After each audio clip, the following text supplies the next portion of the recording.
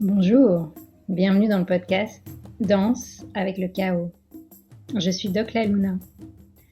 L'Inde, mon pays d'origine, m'a appris à danser avec le chaos, à faire des obstacles de la vie, des opportunités pour grandir. Après une carrière de médecin classique, je décide de quitter la blouse blanche.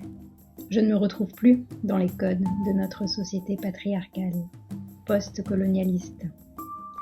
Les sujets qui me passionnent, se réapproprier les sagesses de son corps, de ses sens, de ses cycles, écouter les messages de son âme, incarner sa mission de vie et sa puissance, contribuer à partir d'un espace de guérison et d'alignement, être au service de la vie, déployer sa vision intégrative, incarner sa spiritualité dans ce monde. Ce sont des sujets que j'explore au quotidien avec les femmes de mon école, la Tribe Empowering School. Ce podcast pour moi, c'est un rendez-vous avec mon âme et avec toutes les âmes qui souhaiteront partager un espace de reconnexion, de célébration, malgré nos doutes et les temps incertains que nous traversons. Je vous propose de transformer le chaos qui fait peur en chaos créateur. Namasté.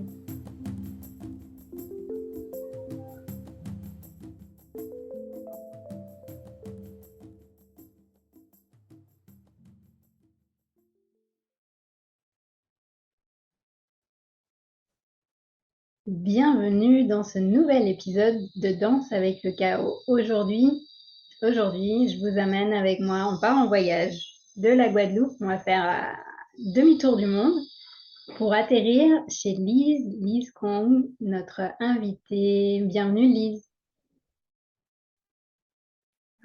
Merci Nathalie, merci de m'avoir invitée ici. Je suis ravie d'être avec toi ce soir, enfin ce matin pour toi. Un grand merci d'être là. Avant que je vous donne le pourquoi, on va dire les vibrations qui nous réunit avec Lise, la tradition des épisodes de Danse avec le chaos, c'est que notre invité nous propose pendant 1 minute un temps de reconnexion à nous-mêmes, à sa manière. Donc, est-ce que tu es prête à Hmm. nous guider, Lise? Ouais, avec grand plaisir. Ok. Pendant 1 minute, c'est ça? Ouais. Ouais. Alors, je vais vous inviter juste à vous installer bien confortablement. Et quand vous vous sentez prête à fermer les yeux, et à venir poser votre conscience sur votre respiration. Et à prendre 3 respirations bien profondes pour commencer. Et à détendre votre corps, en commençant par le visage, les épaules, la poitrine, le ventre, les bras, les mains. Et on continue comme ça à faire descendre son énergie et à la faire traverser à travers nos jambes et jusqu'aux pieds pour venir s'ancrer à la terre.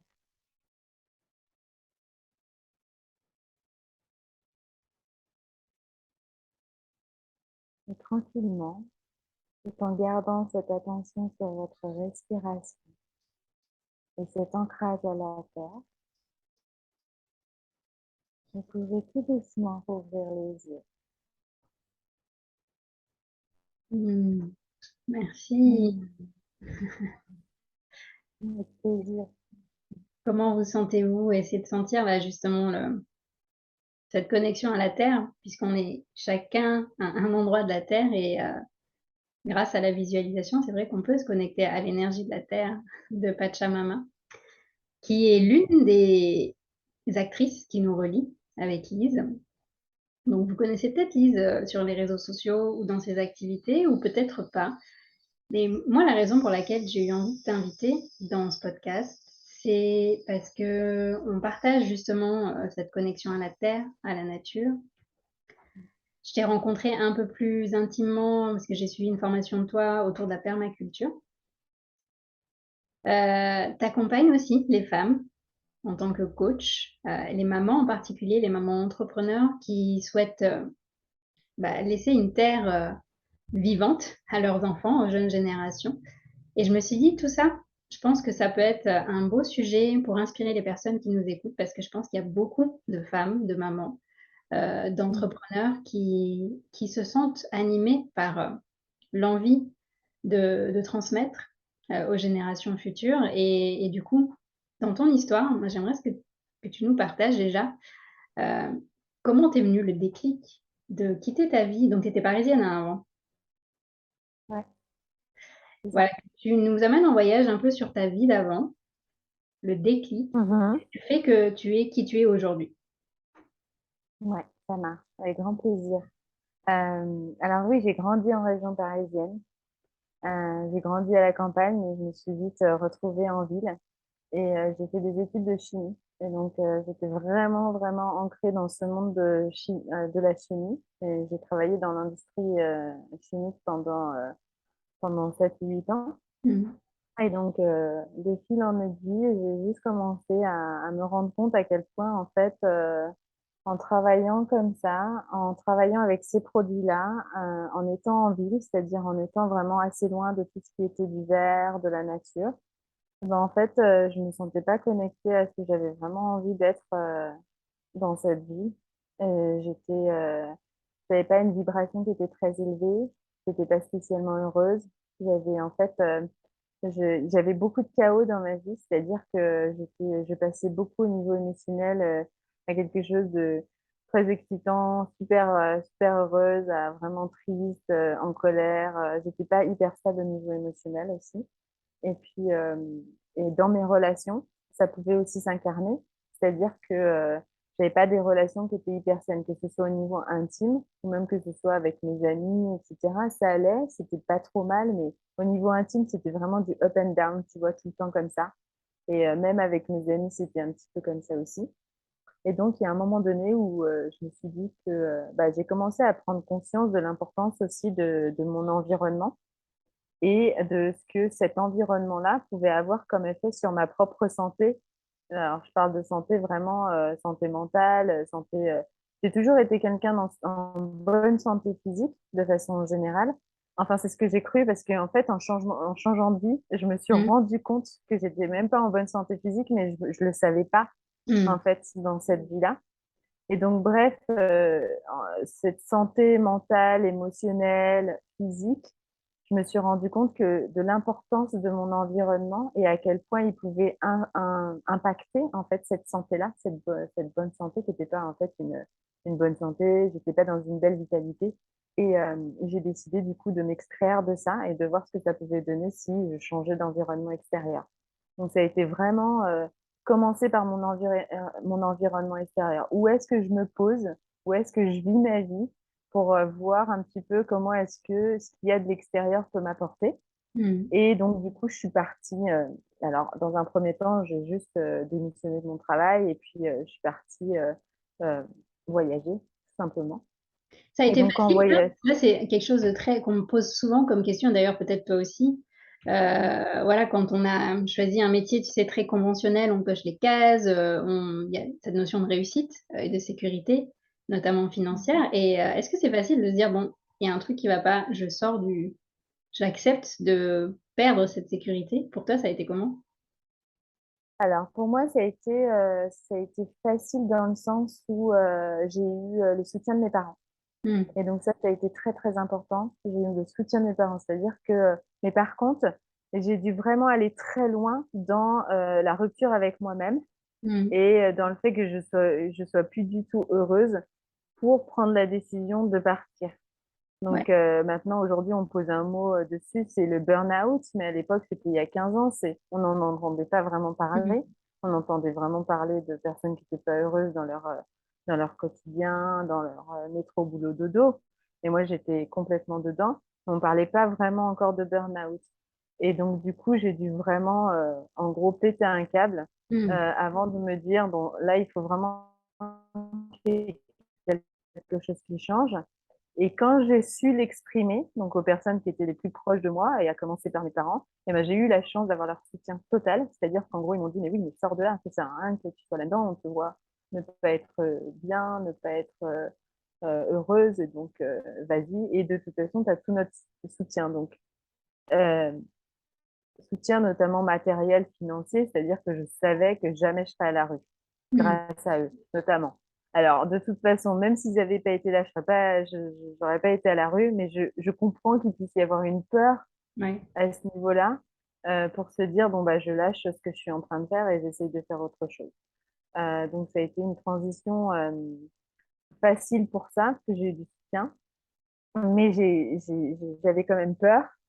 Et donc, du coup, j'ai dû aller jusqu'au bout, jusqu'au burn-out pour me dire, vas-y, je me casse de là et je change, quoi. Je crée Ouais. du changement.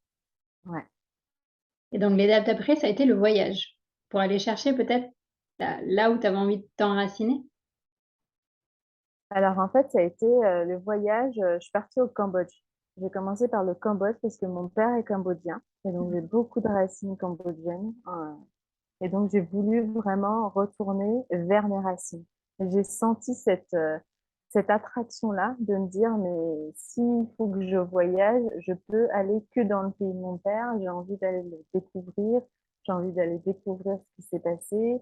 J'ai envie de découvrir la population, etc. Et en fait, il se trouve que très vite, je ne me suis pas du tout arrêtée dans une grande ville. Je suis allée dans les campagnes, dans la jungle du Cambodge et sur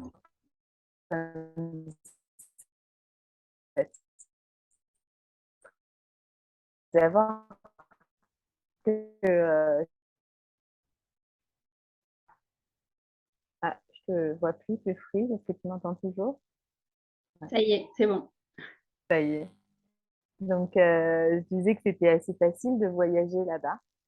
Et donc, ça m'a facilité la vie vraiment pour me reconnecter à des environnements qui sont beaucoup plus verts, à la jungle. Et puis, je suis partie toute seule aussi. Donc, Mmh. ça a été vraiment la grande aventure pour moi. C'était quelque chose d'assez extrême en fait à ce moment-là de ma vie, de me dire bah, je passe de ma vie parisienne, métro, boulot, dodo, à une vie un peu dans la jungle où je me suis, enfin voilà, je dormais dans un bungalow en bambou tout simple.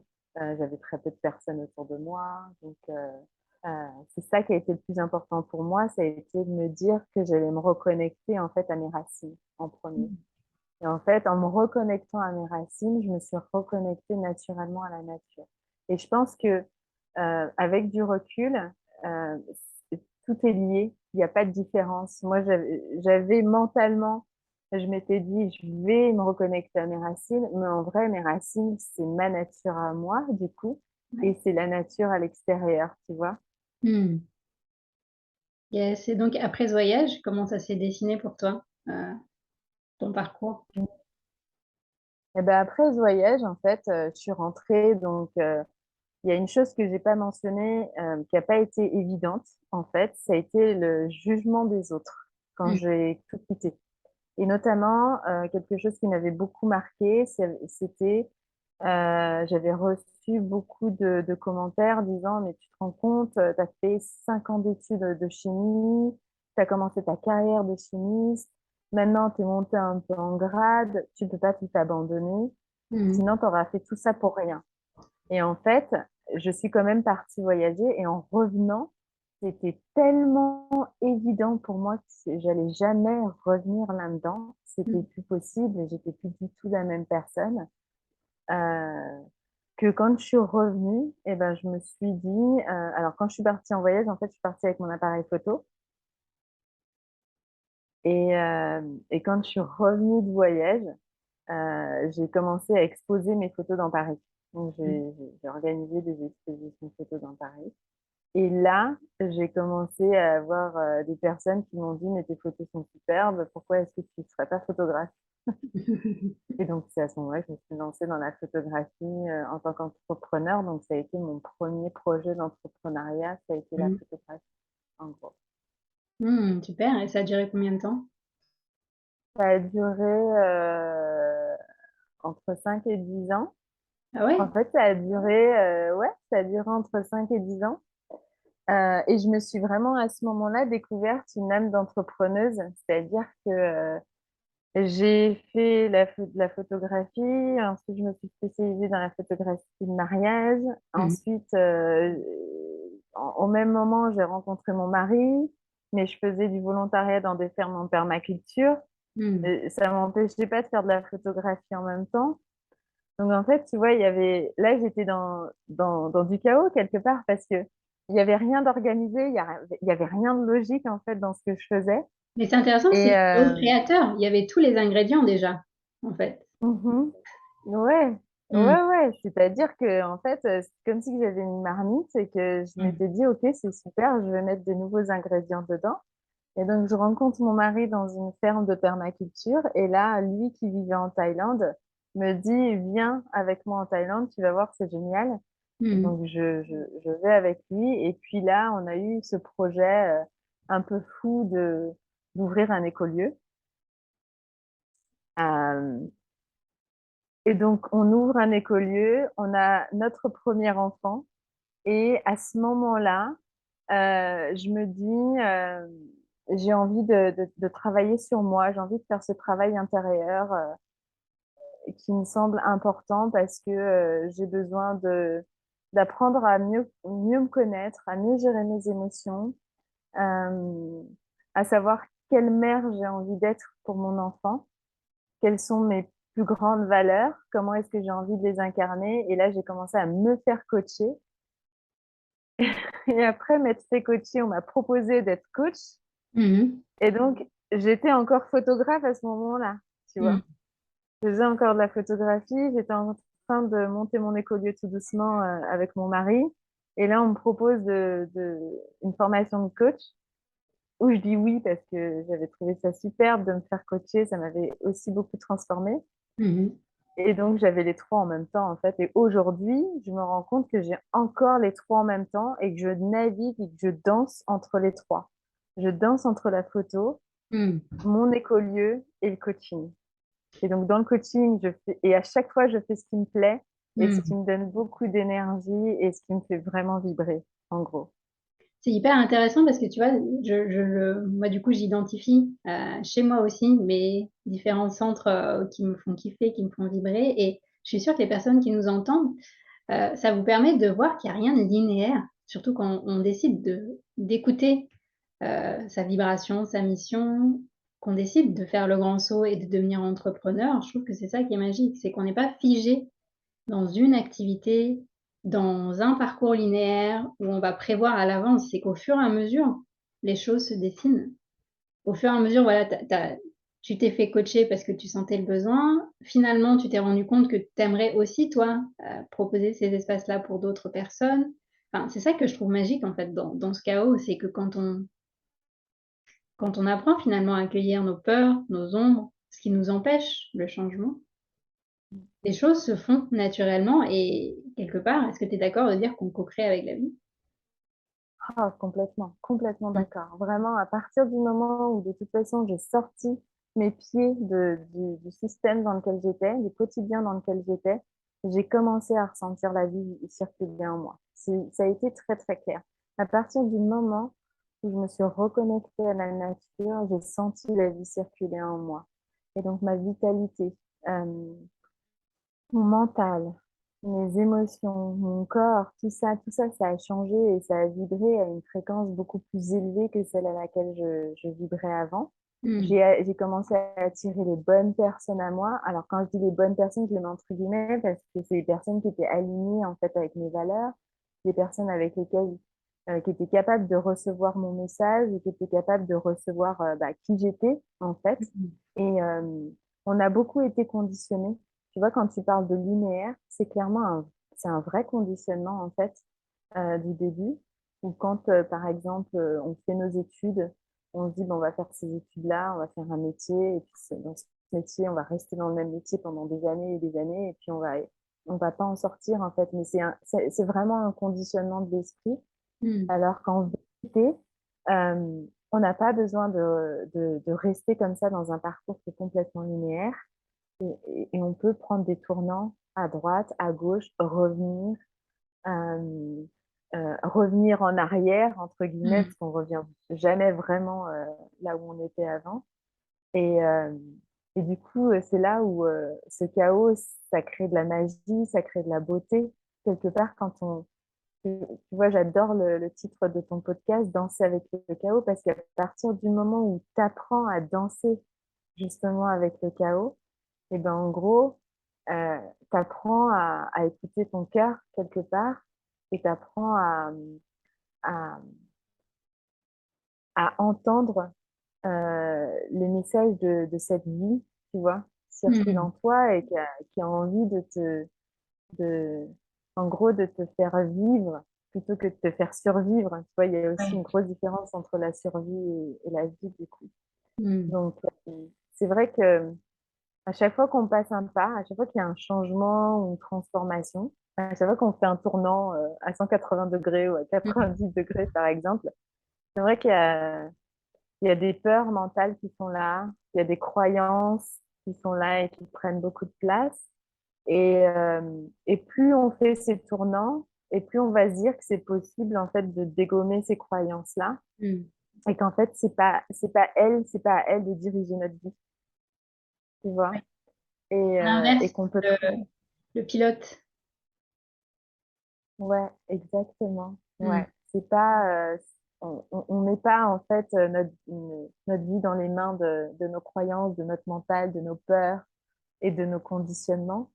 Mais on met ça dans les mains tu vois, de nos tripes, de nos valeurs, de notre cœur, de ce qui nous fait vraiment, de ce qui résonne fort, quoi, en nous. Mm. Et tiens, il y a une question qui me vient, tu vois, et que je sens tout à fait que beaucoup de femmes se posent, c'est comment tu fais du coup pour jongler entre le fait que tu sois une femme, que tu as besoin de temps pour toi, que tu sois une maman, que tu sois mariée et que vous avez besoin aussi de temps en couple, que tu sois entrepreneur multicasquette, que tu gères un lieu de permaculture, un écolieu. Comment tu fais est-ce que tu as des pratiques comme ça qui te viennent à nous partager pour garder cet axe avec toute cette vie qui s'offre à toi? Hmm. Ouais. Alors, merci pour ta question, parce que c'est exactement ce en quoi j'ai envie de soutenir en fait les mamans, et les mamans qui veulent mettre en vie et incarner des projets qui sont chers à leur cœur. C'est que en fait, je travaille beaucoup sur ma vitalité. Et ça me permet vraiment d'arriver à jongler avec ma vitalité, à jongler entre tous mes projets, entre tous mes rôles, en gros. Donc la vitalité, c'est une chose. Et pour moi, la vitalité, ça passe par la nourriture. Donc c'est pour ça que la première chose qu'on a fait avec mon mari, ça a été de faire pousser notre propre nourriture. Parce Mhm. que voilà, quand on a vraiment pris connaissance et eu connaissance de tous ces produits chimiques qui sont utilisés, de la façon dont les légumes et notre nourriture est cultivée, etc., on se dit il faut absolument qu'on sache d'où ça vient et que la vitalité et toute l'énergie qu'on peut poser, qu'on peut donner en fait justement à cette nature, elle va nous renourrir ensuite. Donc là, on a vraiment créé un cycle pour pouvoir être en bonne santé physique. Et en Mhm. fait, on s'est rendu compte que, bien entendu, c'est jamais tout, n'est jamais séparé. La vitalité, c'est tout, c'est les émotions, c'est le mental, c'est le physique. Au niveau des émotions, en fait, j'ai appris à mieux me connaître. Donc, j'ai appris à mieux me connaître et j'ai appris à mieux connaître mes cycles. Donc, Mhm. nous, en tant que femmes, on est vraiment des êtres cycliques. Donc, j'ai appris à travers les quatre archétypes, tu vois, la jeune fille, la mère, l'enchanteresse, la sage. Là, Mhm. j'ai appris à mieux connaître mes cycles et à mieux, en fait, les analyser, même au niveau mental et au niveau émotionnel de ce par quoi je passe, en fait, chaque mois Mhm. pour avoir plus de conscience en fait sur mon énergie propre à chaque moment parce qu'elle est tout le temps en train de changer Ouais. donc des fois donc c'était important pour moi de comprendre de Mhm. me comprendre et comprendre mon fonctionnement donc ça c'était vraiment un game change Game changer.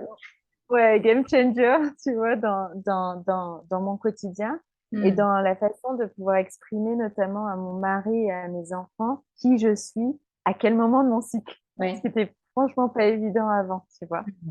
Euh, Ensuite, au niveau émotionnel, je fais beaucoup de d'EFT, Ouais. cette technique de libération émotionnelle. Et donc ça m'aide énormément en fait à travailler aussi bien sur mon mental et sur les émotions que mon mental peut provoquer. Donc il y a des moments où, et ça m'arrive encore très régulièrement, où il y a un événement extérieur qui fait que c'est difficile pour moi, c'est challengeant, et donc ça crée des émotions de tristesse ou des émotions de colère en moi. Et donc grâce à ces techniques-là, je libère. Ou alors, il y a des moments où je me réveille le matin et mais je suis pas bien. Et je ne Hmm. sais pas pourquoi. Donc, j'ai peut-être des mauvaises pensées qui arrivent. On est aussi Euh, des réceptacles, en fait, des énergies, on va dire, collectives. Tout ce qui est en train de se passer dans le monde, c'est pas toujours très joyeux. Exactement, exactement. Et notamment pendant la crise sanitaire, c'était très difficile pour moi parce que je suis loin de ma famille et donc Hmm. le matin, je me réveillais et j'étais pas bien. Et c'est là où j'ai vraiment appris depuis ces 2, 3 dernières années à utiliser cet outil-là pour Hmm. justement arriver à faire circuler ces émotions, cette énergie en fait à l'intérieur de moi qui restait stockée et, euh, et du coup qui avait de l'impact sur, sur tous mes autres corps, le corps Ouais. physique, le corps mental, euh, et ma pratique spirituelle aussi, et mes relations. Donc voilà, je ne sais pas si j'ai complètement répondu à ta question. En fait, ben, bien sûr, après, je pense que comme moi, en fait, on a énormément d'outils à notre disposition et on danse avec au fur et à mesure des saisons. Il y a tellement de choses aussi qui jouent, bah, comme tu disais, de facteurs extérieurs.